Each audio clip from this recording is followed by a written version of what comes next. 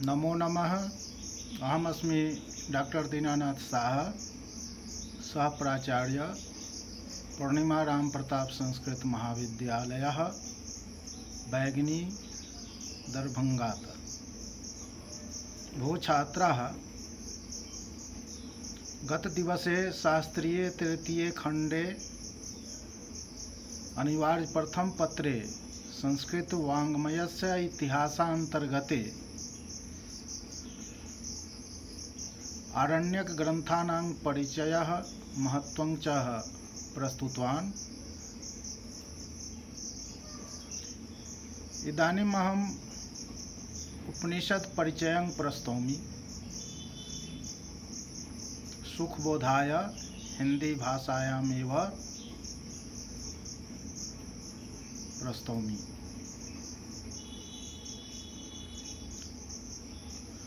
वैदिक संहिताओं का अंतिम भाग ब्राह्मणों का अंतिम भाग आरण्यक और आरण्यकों का अंतिम भाग उपनिषद है। आरण्यकों में यज्ञानुष्ठानों की विधि का ही रहस्यपूर्ण ढंग से सम्यक विवेचन किया गया है, जबकि उपनिषदों में प्रतीकों, रूपकों तथा पहेलियों के द्वारा ब्रह्म, आत्मा, जीव तथा आवागमन संबंधी दर्शन की स्वतंत्र विचारधारा विद्यमान है। वैदिक वाङ्मय में उपनिषद वह मानसरोवर है जिससे ज्ञान की भिन्न भिन्न सरिताएं निकलकर भारत की पुण्यभूमि में ऐहिक तथा आमुष्मिक मंगल के लिए प्रवाहित होती है। भारतीय तत्वज्ञान तथा धर्म सिद्धांतों के मूल स्रोत होने का श्रेय उपनिषदों को ही प्राप्त है। समस्त दर्शन, यहाँ तक कि जैन और बौद्ध के भी मौलिक तथ्यों की आधारशिला उपनिषद ही है। वस्तुतः उपनिषद शब्द उप तथा नी उपसर्ग पूर्वक सद धातु से कुत प्रत्यय जोड़ने पर बना है। सद धातु के 3 अर्थ माने जाते हैं। सदलिरी विसरण गत्यावसाधनेषु। विसरण नाश होना, गति प्राप्त होना, अवसाधन शिथिल होना। इसका व्युत्पत्ति लव्य अर्थ है किसी के चरणों में बैठना, ज्ञान तत्वों का रहस्योद्घाटन, किसी आचार्य का अंतेवासी बन करना। इसका प्राचीन अर्थ यही था, परंतु उपनिषद का अर्थ रहस्यमय सिद्धांत भी किया जाता है। कारण यह है कि उपनिषदों में इति रहस्यम तथा इति उपनिषदम शब्द कई बार आए हैं, जिससे यह पता चलता है कि रहस्य भी उपनिषद का पर्यायवाची शब्द है। विंटरनित्स स्थान स्थान पर उपनिषदों में उपन्यस्त इति रहस्यम इति उपनिषदम देखकर रहस्य को उपनिषद का पर्याय समझते हैं। मैक्स मुलर के अनुसार इसका मूल शाब्दिक अर्थ किसी के पास बैठकर उसकी अर्चना करना है। उपनिषद शब्द ब्रह्म विद्या का द्योतक है। इस विद्या के अनुशीलन द्वारा सांसारिक क्लेशों से मुक्ति प्राप्त करने के लिए प्रयत्नशील प्राणियों की अविद्या रूपी माया का नाश हो जाता है। यही सदधातु के प्रथम विसरण अर्थ का तात्पर्य है। इस प्रकार विसरण अर्थ की संगति बैठ जाती है। सदधातु का दूसरा अर्थ है गति या प्राप्त होना।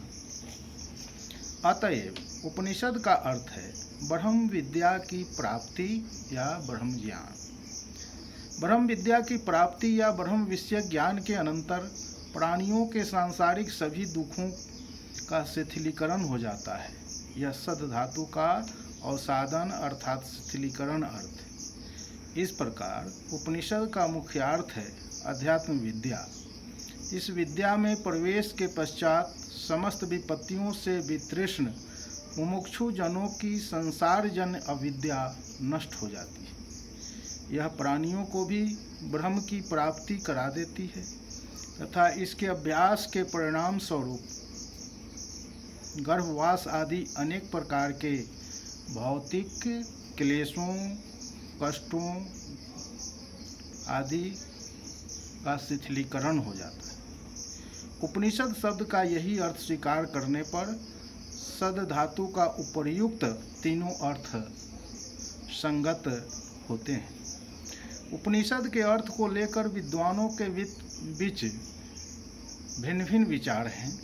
सामान्यतः उपनिषद का अर्थ वे इस प्रकार करते हैं: उप अर्थात समीप, निषद अर्थात बैठना। इस प्रकार जो सभी परम तत्वों के पास ले जाकर स्थिर कर देता है, बैठा देता है, उसे उपनिषद कहते हैं। समीप का अर्थ ब्रह्म में विलीन होना है। संक्षेप में कहा जा सकता है कि आत्मा को ब्रह्म में मिलाने वाले ज्ञान का नाम उपनिषद है, अर्थात ब्रह्म विद्या का प्रतिपादक ग्रंथ उपनिषद है। जीवन की अंतिम अवस्था में मानव हृदय जिन जिन तत्वों की खोज करता है उन्हें ही उपनिषद कहते हैं। आदि शंकराचार्य ने कठोपनिषद तथा तैत्तिरीय उपनिषद की व्याख्याओं में उपनिषद का अर्थ ब्रह्म विद्या ही किया है।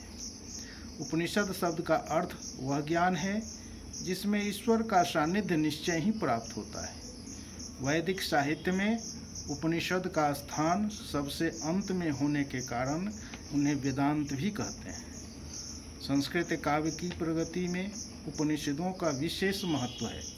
स्वस्थ जीवन दर्शन मनुष्यों की जीवन चर्चा के माध्यम से इसमें प्रस्तुत है। इन्हीं का आधार लेकर बाद में रामायण और महाभारत की रचना हो सकी।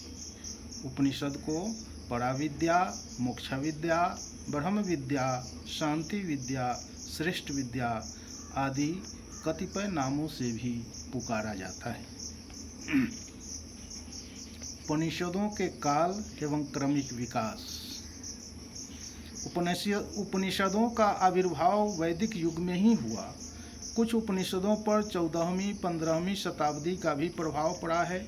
कुछ उपनिषद बुद्ध काल के पूर्व का भी है। लुडविग साहब ने उपनिषद ज्ञान की प्राचीनता आज से लगभग 3000 वर्ष पूर्व मानी है। उपनिषदों की रचना काल के संबंध में पाश्चात्य मनुष्यों की धारणा है कि बौद्ध धर्म में उपनिषदों के कतिपय महत्वपूर्ण सिद्धांतों का अनुसरण होने से सर्व प्राचीन उपनिषद की रचना 600 ईस्वी पूर्व के अनंतर नहीं हो सकती। परंतु भारतीय परंपरा इसके विपरीत है। लोकमान्य तिलक ने ज्योतिष गणना के आधार पर मैत्रायणीय उपनिषद में निर्दिष्ट ज्योति तथ्यों के आधार पर कल्पना करते हैं कि इस उपनिषद का रचना काल 1900 विक्रम पूर्व है। उपनिषदों के मैत्रायणीय उपनिषद निश्चयेन अवांतरकालीन है। अतः प्राचीन उपनिषदों की रचना का समय 2500 विक्रम पूर्व से मानना ही तर्कसंगत प्रतीत होता है। इसे विद्वत्वर पंडित बलदेव उपाध्याय ने भी स्वीकार किया है। अपने वैदिक साहित्य में श्री राम गोविंद त्रिवेदी भी इस मत के पोषक प्रतीत होते हैं। इसके उपलब्ध अनुवादों में दारा शिकोह द्वारा फारसी में उपनिबद्ध सिर-ए-अकबर प्रमुख हैं। दारा शिकोह ने 50 उपनिषदों का प्रांजल भाषा में अनुवाद प्रस्तुत किया। इसके अनुसार कुरान में उल्लिखित किताबिन मकनूनीन अर्थात रहस्यमय किताब शब्द उपनिषदों का ही संकेत करता है। दूसरा प्रामाणिक अनुवाद आक्विंग तोल दुपेरांग नामक फ्रेंच विद्वान ने किया है। इसने उपनिषदों का फ्रेंच और लैटिन 2 भाषाओं में अनुवाद किया है। मैक्स मुलर उपनिषदों का निर्माण 600 ईस्वी पूर्व मानते हैं, किंतु यह निर्विवाद रूप से सत्य है कि वह वैदिक साहित्य का अंतिम सोपान है। इनकी भाषा सरल, प्रांजल, दिव्य और भव्य है। अब आइए उपनिषदों की संख्या के बारे में चिंतन करते हैं। उपनिषद ग्रंथों की वास्तविक संख्या भी अभी तक सर्वमान्य नहीं है और इस संबंध में विचारक अपने पृथक पृथक मत व्यक्त करते हैं। मुक्तोपनिषद में 108 उपनिषदों का उल्लेख हुआ है और उपनिषद वाक्य महाकोश में 223 उपनिषद ग्रंथों की नामावली दी गई है तथा अड्यार लाइब्रेरी मद्रास से प्रकाशित एक संग्रह में 279 उपनिषद हैं। स्वयं शंकराचार्य ने तो ईशावास्य, केन, कठ, प्रश्न, मुंडक, मांडुक्य, तैत्तिरीय, ऐत्रेय, छांदोग्य, बृहदारण्यक, कौशितकी व श्वेताश्वतर नामक 12 प्रमुख उपनिषद माने हैं और उन पर प्रामाणिक भाष्य लिखे हैं। शंकराचार्य के अतिरिक्त रामानुज, निम्बार्क, वल्लभ, रुद्र आदि जितने भी संप्रदाय प्रवर्तक शीर्षस्थ आचार्य हुए हैं तथा उनके संप्रदाय अनुवर्ती विद्वानों ने उक्त 12 उपनिषद ग्रंथों पर ही भाष्य और टीकाएं लिखी हैं। अतः इन 12 उपनिषदों को ही प्रामाणिक कहा जा सकता है। इसमें से ऐत्रेय व कौशितकी ऋग्वेद के उपनिषद हैं, तैत्तिरीय और बृहदारण्यक क्रमशः कृष्ण यजुर्वेद और शुक्ल यजुर्वेद के उपनिषद हैं और छांदोग्य तथा केन सामवेद के उपनिषद हैं। विचारक इन 6 उपनिषदों को अत्यंत प्राचीन मानते हैं और उनका विचार है कि इनमें वेदांत के सिद्धांत अपने मूल रूप में विद्यमान है तथा यह आरण्यकों का भी अंश भी है। कुछ उपनिषद इनके उपरांत लिखे गए हैं जो बौद्ध काल से तो पहले के हैं, परंतु उपर्युक्त उपनिषदों में आरण्यकों के भाग नहीं हैं। इसमें प्रमुख हैं कठोपनिषद का कठकोपनिषद, यह कृष्ण यजुर्वेद से संबंधित जान पड़ता है। श्वेताश्वतर उपनिषद, यह भी कृष्ण यजुर्वेद से संबद्ध है। महानारायण उपनिषद, इसका भी संबंध यजुर्वेद से है। ईशोपनिषद, यह अत्यंत महत्वपूर्ण है और वाजस्नेयी संहिता के अंत में स्थित है। यह शुक्ल यजुर्वेद से संबंधित है। मुंडकोपनिषद, यह गद्य पद दोनों में लिखा गया है तथा इसका संबंध अथर्ववेद से है।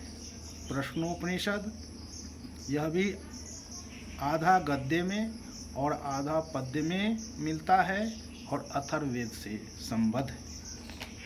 विषय की दृष्टि से वेदों के 3 प्रमुख भाग हैं, ज्ञान, कर्म और उपासना। कर्म विषय का प्रतिपादन संहिता तथा ब्राह्मण भाग में हुआ है। उपासना का विषय संहिता तथा आरण्यक भाग में वर्णित है तथा तीसरे ज्ञान भाग का प्रतिपादन करने वाले ग्रंथ उपनिषद हैं जो कि मोक्ष का साधन निर्देश करते हैं। भारतीय वाङ्मय में वैदिक संस्कृति के मूल सिद्धांतों का दार्शनिक मीमांसा प्रस्तुत करने में 3 ग्रंथ रत्न हैं जो प्रस्थान त्रयी के नाम से विख्यात हैं, उपनिषद, गीता तथा ब्रह्मसूत्र। इनमें गीता और ब्रह्मसूत्र अपनी व्याख्या के लिए उपनिषद पर ही अवलंबित है।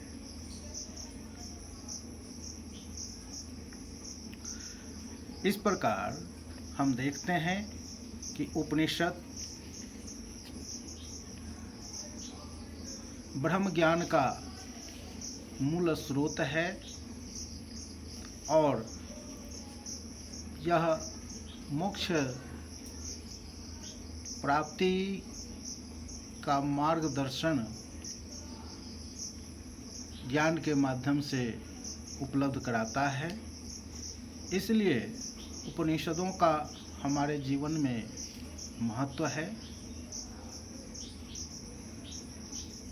अतः हम लोगों को उपनिषद ग्रंथों का अध्ययन अवश्य करना चाहिए, जिससे ज्ञान प्राप्ति के साथ साथ मनुष्य जीवन के पुरुषार्थ चतुष्टय धर्म, अर्थ, काम और मोक्ष की प्राप्ति संभव हो सके। इन्हीं शब्दों के साथ अपनी वाणी को मैं विराम देता हूँ। धन्यवाद।